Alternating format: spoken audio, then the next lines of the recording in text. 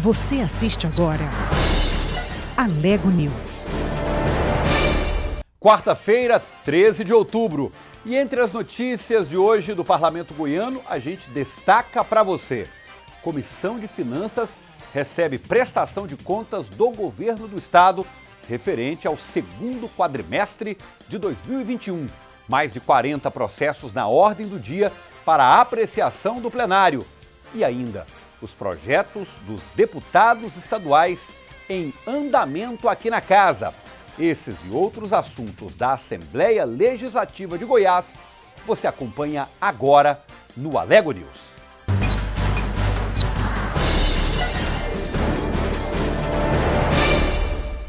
Boa noite.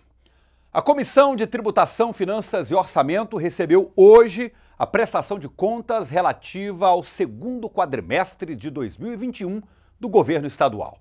Na apresentação, a secretária de Economia, Cristiane Schmidt, afirmou que o crescimento das receitas tem sido puxado pela inflação e pela suspensão do pagamento do serviço da dívida. Disse ainda que a receita corrente líquida impacta no aumento de despesas vinculadas em saúde e educação. Os deputados perguntaram. Delegado Eduardo Prado quis saber sobre concursos e data-base de servidores. A senhora vai contemplar ou não as data-base dos servidores e por que não essa justificativa que já é decidida pelo Supremo que tem que haver? A secretária respondeu que não haverá data-base. Teremos concursos públicos, sim. Podemos dar data-base? Ainda não se pode. O deputado delegado Humberto Teófilo cobrou a redução do ICMS dos combustíveis. Como medida atenuadora, vai parar de aumentar a base de cálculo do ICMS do combustível. Cristiane Schmidt alegou que o petróleo e o dólar não param de subir. O dólar está num nível muito acima do que os economistas entendem que é o razoável, que seria o normal, de equilíbrio. Com os números apresentados, o deputado Antônio Gomide perguntou sobre a real necessidade da entrada do Estado no regime de recuperação fiscal. Perguntou pelo plano, os descontos previdenciários e os problemas no IPASGO. Tivemos aqui um questionamento no sentido de que o presidente ele saiu do IPASGO. E o grande questionamento era o seguinte: foi um problema administrativo ou foi um problema econômico? A secretária de Economia respondeu. Eu não consigo te responder pelo IPASGO. O que a gente está vendo só é que agora, pelo menos na gestão do Ismael, as coisas voltaram a ser como antes, ou seja, não tem nenhuma restrição lá para o IPASGO. O deputado Amaury Ribeiro voltou a falar das GTAs, as Guias de Trânsito de Animais. Lembrou que são 50 mil produtores esperando uma solução pelas multas e da cobrança incisiva feita por ele em junho desse ano. Ele afirmou ainda ter informação de que a secretária seria contrária à remissão das multas. A senhora disse ao deputado Thales Barreto que a senhora é contra essa remissão das multas de GTA. Se está mentindo, não sou eu. Infelizmente, essa é uma pauta que passa pelo CONFAS. Se o CONFAS deixa ou não, é uma prerrogativa do CONFAS. Ao final, o presidente da Comissão de Finanças falou sobre a tramitação da LOA, o orçamento para 2022. De prerrogativa de cada deputado, neste momento, já está reunindo as suas emendas individuais e agora, dentro do calendário já estabelecido pela LOA, a partir da próxima quarta-feira, nós já estaremos com o relator, que será o relator Wagner Camargo, Wagner Neto, para que ele possa estar, de fato, recebendo essas emendas e apresentando seu relatório final. E entre os mais de 40 processos que estavam na ordem do dia de hoje para apreciação na sessão ordinária, o que trata sobre as contas do governo de Goiás no ano de 2020, encaminhadas pelo TCE, o Tribunal de Contas do Estado. Confira outros destaques da plenária híbrida de hoje na reportagem de Gabriela Gouveia. A apresentação de matérias na sessão ordinária desta quarta incluiu ofício endereçado a Goiásprev. No documento entregue à mesa diretora, o deputado delegado Eduardo Prado pede informações sobre quantos aposentados e pensionistas serão contemplados caso o governo altere o teto para pagamento da alíquota de 14,25%. A reforma previdenciária em Goiás foi aprovada em 2019. Esses dados do governo têm que ser informados, até porque depois não vem nenhum tipo de dado e a gente fica à mercê em votar de forma insegura com as matérias do governo aqui na Assembleia Legislativa. E na tribuna ganhou atenção de parlamentares um projeto de lei constante na pauta prévia de votação do dia. A matéria estabelece penalidades à prática de discriminação em virtude de orientação sexual e identidade de gênero. Jefferson Rodrigues defendeu que não cabe à Alego legislar sobre matéria penal. O Estado não pode legislar matéria aspecto penal. Isso cabe sim ao Congresso Nacional. Eu peço apoio aos pares dessa casa para que esse tipo de discussão nem chegue mais até o plenário dessa casa. Respeitar os homossexuais é nossa obrigação e nós aqui fazemos isso muito bem. A autora do projeto, que recebeu o aval da CCJ e da Comissão de Segurança Pública, Adriana Corse, afirmou que não há inconstitucionalidade e que a proposta não faz referência a igrejas. Agora, por que uma delegada apresenta um projeto que pode ser inconstitucional? Porque, na verdade, a nossa Procuradoria informou. Porque se trata de punições administrativas e não punições penais. Em seguida, o deputado Jefferson Rodrigues entregou um projeto em substituição ao da deputada Adriana, adiando assim a votação. Ele propõe uma política estadual de combate à discriminação. E na votação de matérias, aqui no plenário, os deputados aprovaram declarações de utilidade pública. A matéria, que transforma o cargo de agente de segurança prisional em policial penal, foi emendada em plenário e, com isso, ela retorna à CCJ para ser analisada. Os deputados também se reuniram nas comissões. Na reunião da comissão mista foi aprovada a matéria que prevê desmembramento de cargos de direção na Goinfra, permitindo a assessoria de assuntos ambientais.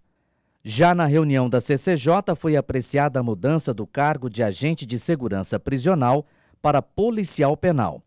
Os deputados Coronel Adailton e delegado Eduardo Prado usaram o tempo de discussão.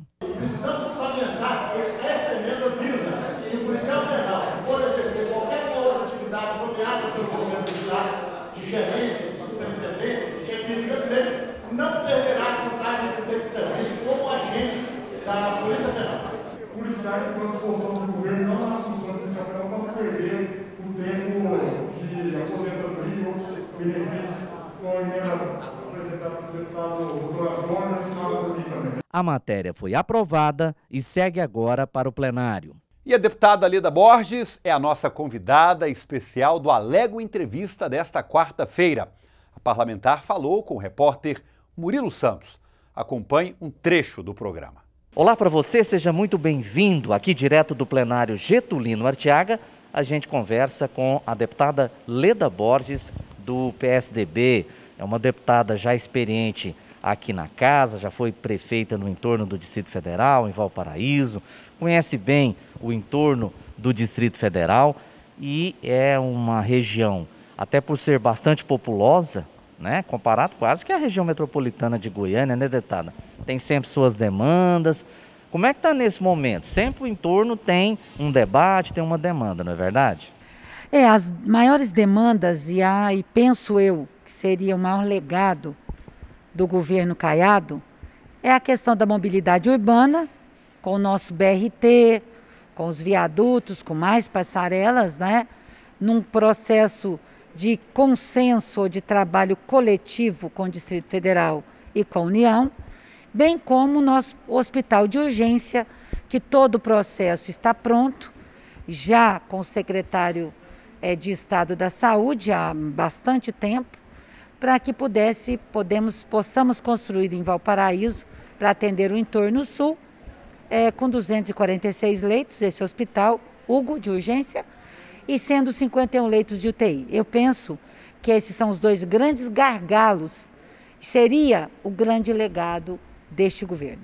E essa área, deputada, saúde, em tempos de pandemia, aí que essa demanda aumenta mais ainda, né? Muito. Na verdade, nós deixamos em Valparaíso, em 2010, 2011, entregamos ao município um hospital menor, não é? Um hospital que há 13 anos estava inacabado e que o governo, na época, o governo do Estado, construiu, equipou e nos entregou para que a gente pudesse ofertar serviços de saúde melhores na nossa cidade. Aí falta este outro legado, que é o Hugo, e que, pelo que eu vi de notícia, não será construído pelo governo Caiado. Deputada Leda Borges, pela sua experiência, pelo seu traquejo, não é? Ali na região do entorno do Distrito Federal, principalmente a parte sul, não é? Sempre que tem esse debate, me vem à cabeça, por que o governo federal não investe nessa região? Por que não participa, seja com equipamentos, seja com escolas, com hospitais, né, com mais delegacias, com pagamentos de salários de servidores? Porque é sabido que uma parte dos moradores da região tem a sua atividade econômica em Brasília mesmo. Isso é um sonho? Não, ele já foi realidade. Eu não concordo que não há investimentos do governo federal. Eu quando fui prefeita de 9 a 12, eu consegui com o governo federal 13 postos de saúde, recursos para construir 13 postos de saúde, 4 UBSs, uma UPA, 10 colégios, sendo 5 de ensino fundamental e 5 CMEs. Consegui recursos para a área social, como o restaurante cidadão, como o banco de alimentos, portanto, o CIAM, que ainda está em construção, portanto, o Céu das Artes na área de cultura. Eu não creio que esse seja, pelo menos eu não vivi como prefeita esta falta de investimento. De lá para cá, ô Murilo, pode ser que não haja esse empenho nem do governo federal e nem dos governos municipais, não é? Se me permita, deputada, até para ficar bem explicado para o telespectador, é que assim, quem sou eu, né? Eu penso assim que deveria ter um investimento fixo, permanente, obrigatório, constitucional. Ah, sim. O que acontece? A RIDE, aí eu concordo com você, a RIDE, que foi essa região integrada de desenvolvimento, ela é uma região que ela não tem o poder orçamentário. Ela só tem um poder de articulação. E nós trabalhamos muito junto ao governo federal, junto ao Senado, para que se criasse o fundo constitucional da RIDE, que é o que obrigaria, como na saúde e na educação, a nossa região integrada, que é com municípios goianos e mineiros, ter esse recurso repassado obrigatoriamente. Mas o Congresso Nacional assim não entendeu até hoje, e a RIDE continua sendo apenas uma união de municípios em articulação, não em orçamento e recursos. O programa Alego Entrevista completo você pode acompanhar em nossa programação ou em nosso canal no YouTube. Agora a gente fala sobre crise hídrica.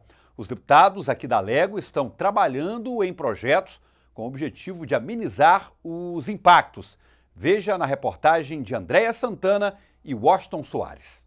O ano de 2021 é considerado o pior no que diz respeito à escassez de chuvas em 90 anos. Os parlamentares da Assembleia Legislativa estão preocupados com os efeitos da crise hídrica e energética no nosso estado, uma vez que isso afeta de forma contundente o dia a dia dos cidadãos goianos. Pensando nisso, foi aprovado um projeto em segunda e definitiva votação do deputado Wagner Neto para que aconteça a semana de conscientização sobre o uso racional da água. A ideia é incentivar o consumo consciente e o combate ao desperdício. Outro projeto do deputado, este em tramitação na Casa de Leis, é incentivar a construção de barragens produtoras de água na bacia do Meia Ponte para o consumo humano. Uma forma de incentivo, aonde esses produtores que têm essas barragens para promover ali a irrigação possa também transmitir a Saneago essa água, fornecer essa água a Saneago, regularizando esse setor para que a gente possa diminuir esses impactos sofridos por muitas casas, muitas famílias nesse momento tão difícil que nós estamos enfrentando.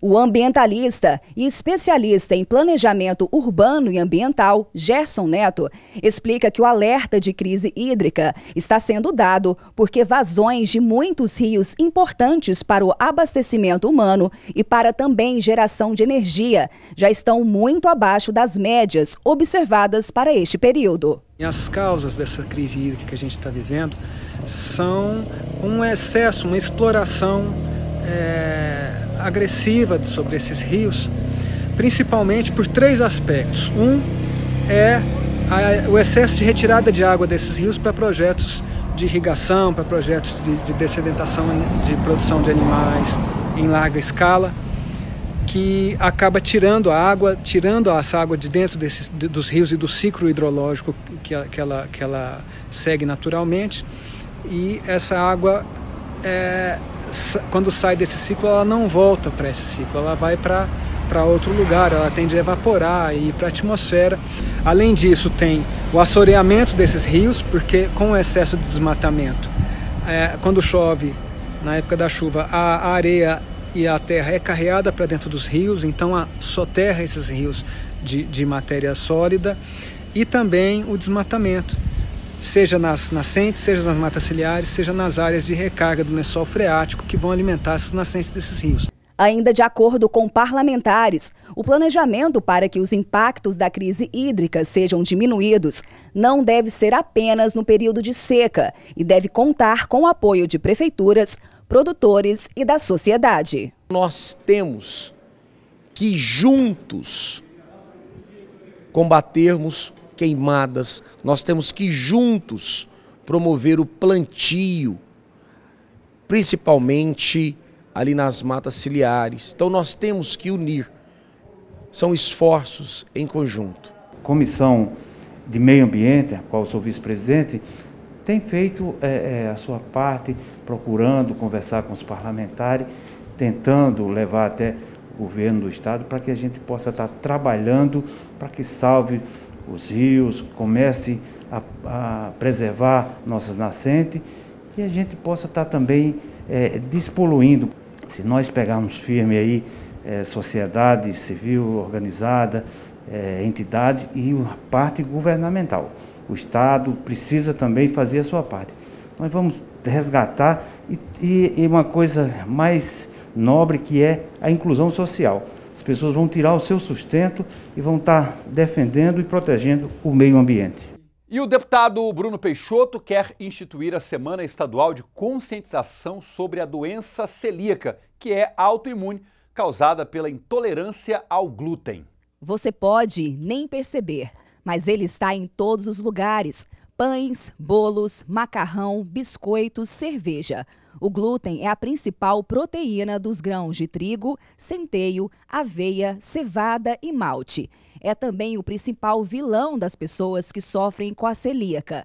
Mas muita gente descobre a doença quando os sintomas se agravam ou até mesmo nos primeiros anos de vida. É o caso da Rafaela Lobianca. Ela vive uma luta diária com a alimentação. Minha família descobriu que eu era celíaca com um pouco mais de 1 ano de idade, quando eles começaram a introduzir papinha de aveia, algumas bolachinhas na minha alimentação, e eu passava bastante mal depois de comer esses alimentos. Estima-se no ano que 150 mil pessoas sejam diagnosticadas com a doença.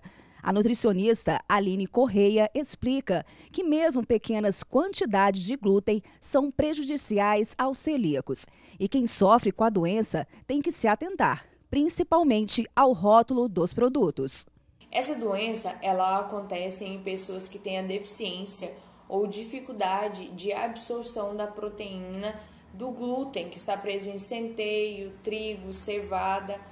E essa intolerância, ela causa uma irritabilidade no nosso intestino delgado, fazendo com que o nosso organismo, nosso sistema imunológico, cause algumas lesões, tentando se defender dessa proteína que acaba ficando em excesso por não ser digerida no nosso organismo. Celíaca é uma doença autoimune de origem genética, ou seja, pode passar de pai para filho. Não existe cura e nem remédio, porém existe tratamento. E se não tratar, a pessoa com a doença pode ter sérios problemas, inclusive fatais. O deputado Bruno Peixoto, líder do governo na Assembleia Legislativa de Goiás, tem um projeto de lei já aprovado em primeira votação em plenário para criar no estado a Semana Estadual de Conscientização sobre a doença celíaca.